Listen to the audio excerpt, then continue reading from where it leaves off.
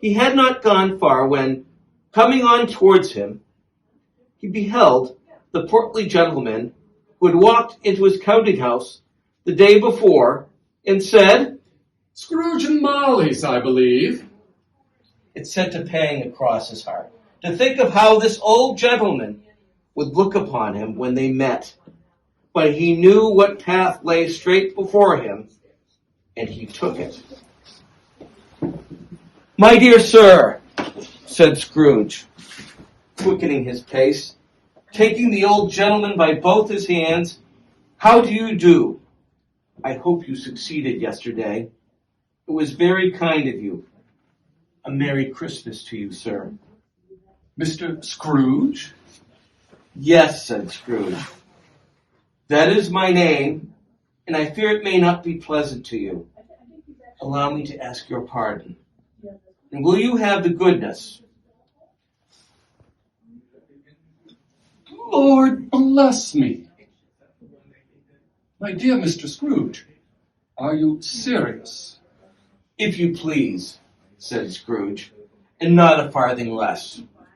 A great many back payments are included in it, I assure you. Will you do me that favor?" "My dear sir, I do not know what to say in the face of such munificence." "Don't say anything, please," retorted Scrooge. "Come and see me. Will you come and see me?" I will. And it was clear that he meant to do it. "Thank ye," said Scrooge. "I am much obliged to you. I thank you 50 times. Bless you." And the end of that passage, I shall open up the book for.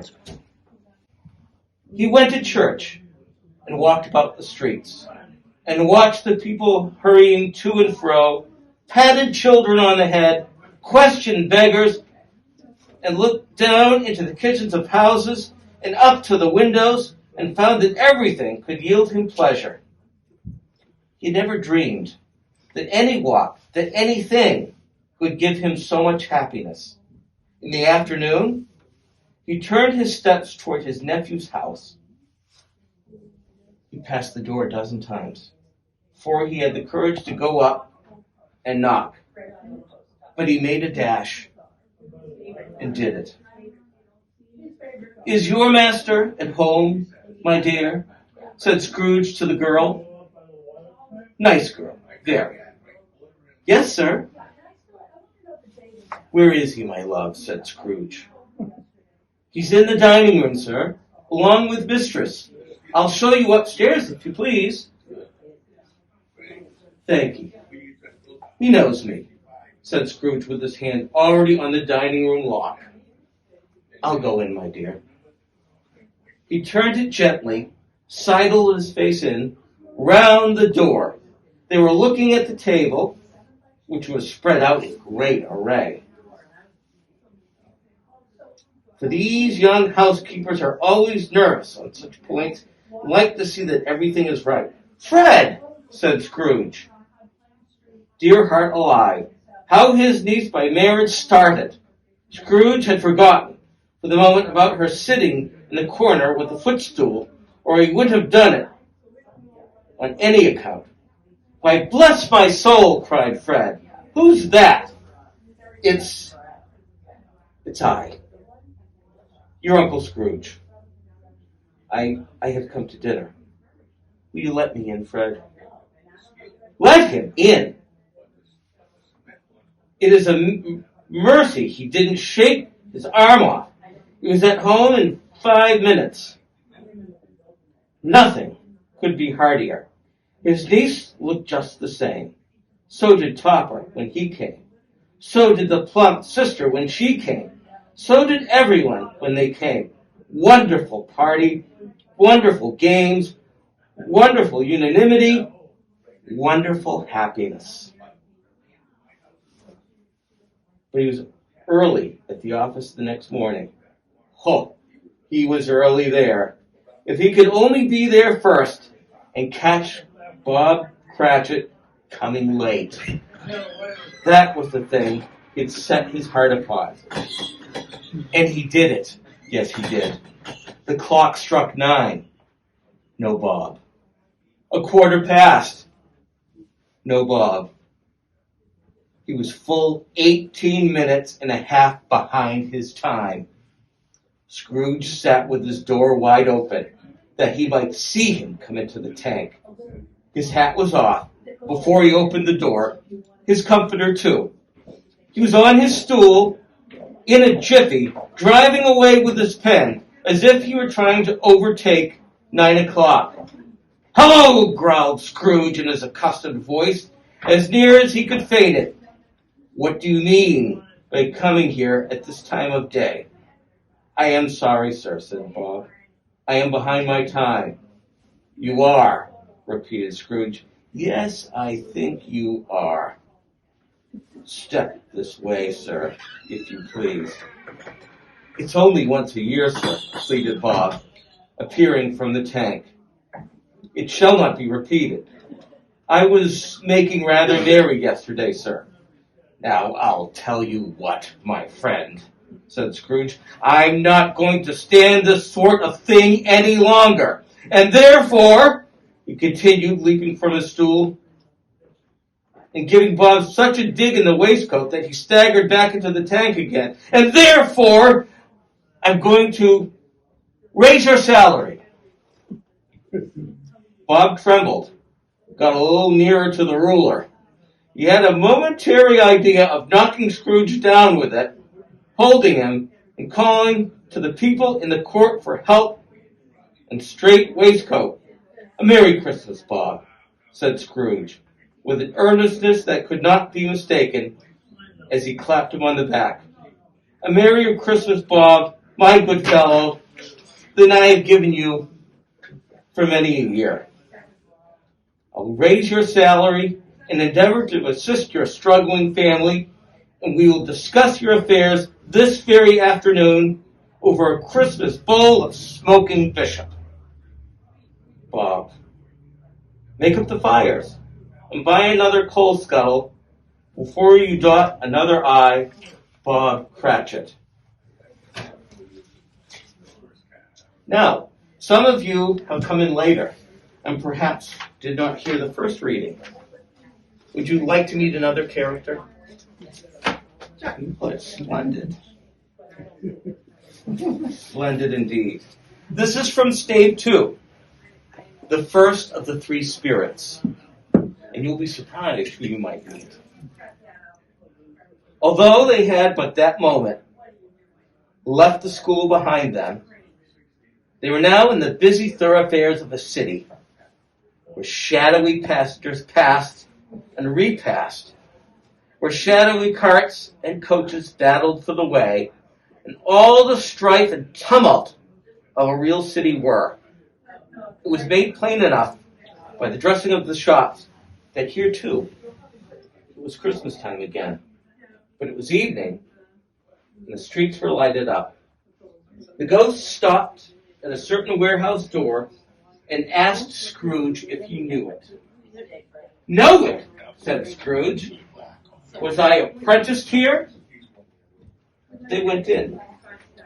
At sight of an old gentleman in a Welsh wig, sitting behind such a high desk that if he had been 2 inches taller, he must have knocked his head against the ceiling, Scrooge cried out in great excitement, "Why, it's old Fezziwig. Bless his heart, it's Fezziwig alive again." Old Fezziwig laid down his pen and looked up at the clock, which pointed to the hour of 7. He rubbed his hands, adjusted his capacious waistcoat, and laughed all over himself, from his shoes to his organ of benevolence, and called out in a comfortable, oily, rich, fat, jovial voice, "Yo-ho there! Ebenezer! Dick!" Scrooge's former self, now grown a young man, came briskly in, accompanied by his apprentice. "Fellow apprentice, Dick Wilkins, to be sure," said Scrooge to the ghost. "Bless me, there he is. He was very much attached to me, was Dick. Poor Dick, dear, dear." Yo-ho, my boys. No more work tonight. Christmas Eve, Dick. Christmas, Ebenezer. Let's have the shutters up before a man can say Jack Robinson. You wouldn't believe how those two fellows went at it.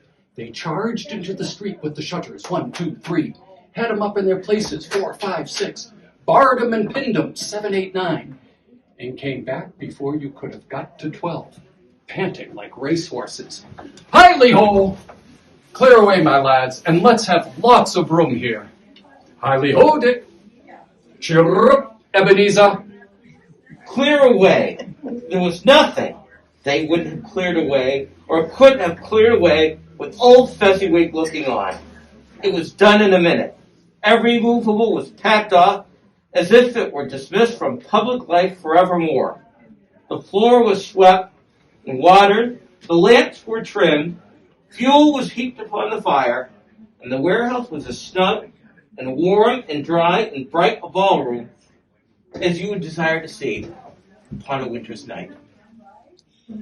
In came a fiddler with a music book, went to the lofty desk and made an orchestra of it, and tuned like 50 stomach aches.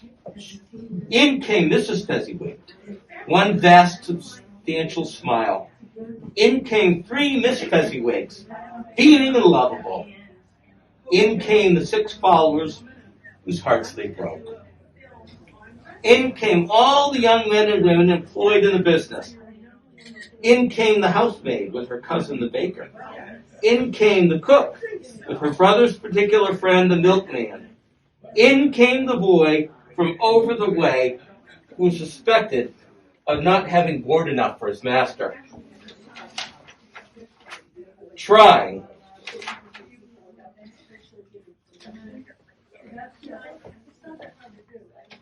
oh dear, where's my page? A moment please, from his master, trying to hide himself behind the girl from next door but one, who was proved to have had her ears pulled by her mistress. In they all came, one after another. Some shyly, some boldly, some gracefully, some awkwardly, some pushing, some pulling. In they all came, anyhow and everyhow. Away they all went, 20 couple at once. Hands half round and back again, the other way, down the middle and up again, round in various stages of affectionate grouping. Old top couples always turning up in the wrong place. New top couple, starting off again as soon as they got there. All top couples at last, not a bottom one to help them. When this result was brought about, old Fezziwig, clapping his hands to stop the dance, cried out, Well done! And the fiddler plunged his hot face into a pot of porter, especially provided for that purpose. But, scorning rest upon his reappearance, he instantly began again, though there were no dancers yet, as if the other fiddler had been carried home, exhausted, on a shutter, and he were a brand new man resolved to beat him out of sight or perish. There were more dances, and there were forfeits, and more dances, and there was cake, and there was negus, and there was a great piece of cold roast, and there was a great piece of cold boiled, and there were mince pies, and plenty of beer. But the great effect of the evening came after the roast and the boiled, when the fiddler, an artful dog of mine, the sort of man who knew his business better than you and I could have told it to him, struck up Sir Roger de Coverley. Then old Fezziwig stood out to dance with Mrs. Fezziwig, top couple too. The good stiff piece of work cut out for them, 3 or 4 and 20 pair of partners. People who were not to be trifled with. People who would dance and paid no attention, had no notion of walking.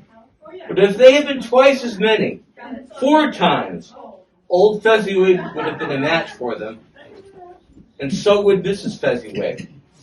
As to her, she was worthy to be his partner in every sense of the term. If that's not high praise, tell me higher, and I will use it. A positive light appeared to issue from Fezziwig's calves, as shown in every part of the dance like moons. You couldn't have predicted at any given time what would become of them next. And when old Fezziwig and Mrs. Fezziwig had gone all through the dance, advance and retire, both hands to your partner, bow and curtsy, corkscrew, thread the needle, and back again to your place, Fezziwig cut so deftly that he appeared to wink with his legs and came upon his feet again without a stagger. When the clock struck 11, this domestic ball broke up. Mr. and Mrs. Fezziwig took their stations, one on either side of the door, and shaking hands with every person individually as he or she went out, and wished him or her a Merry Christmas. When everybody had retired but the two apprentices, they did the same to them. And thus, the cheerful voices died away, and the lads were left to their beds, which were under a counter in the back shop. During the whole of this time, Scrooge acted like a man out of his wits. His heart and soul were in the scene with his former self. He corroborated everything, remembered everything, enjoyed everything, and underwent the strangest agitation. It was not until now, when the bright faces of his former self and Dick were turned away from him, that he remembered the ghost, and became conscious that it was looking full upon him, while the light upon its head burnt very clear. A small matter, said the ghost, to make these silly folks so full of gratitude. Small, echoed Scrooge. The spirit signed to him to listen to the two apprentices who were pouring out their hearts in praise of Fezziwig, and when he had done so said, "Why, is it not? He has spent but a few pounds of your mortal money, 3 or 4 perhaps. Is that so much that he deserves this praise?" "It isn't that," said Scrooge, heated by the remark, and speaking unconsciously like his former, not his latter self. "It isn't that, spirit. He has the power to render us happy or unhappy, to make our service light or burdensome, a pleasure or toil. Say that his power lies in words and looks and things so slight and insignificant that it is impossible to add and count him up. What then? The happiness he gives is quite as great as if it cost a fortune." He felt the spirit's glance and stopped. "What is the matter?" asked the ghost. "Nothing particular," said Scrooge. "Something, I think," the ghost insisted. "No," said Scrooge, "no. I should like to be able to say a word or two to my clerk just now. That's all."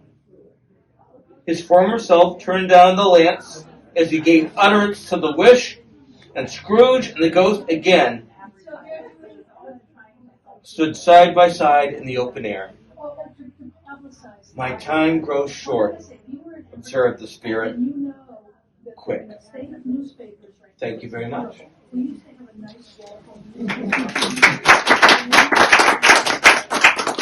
My apologies for this page. My editor seems to have put the pages on either side of the paper, so that threw me off a bit. Thank you for your indulgence on that small.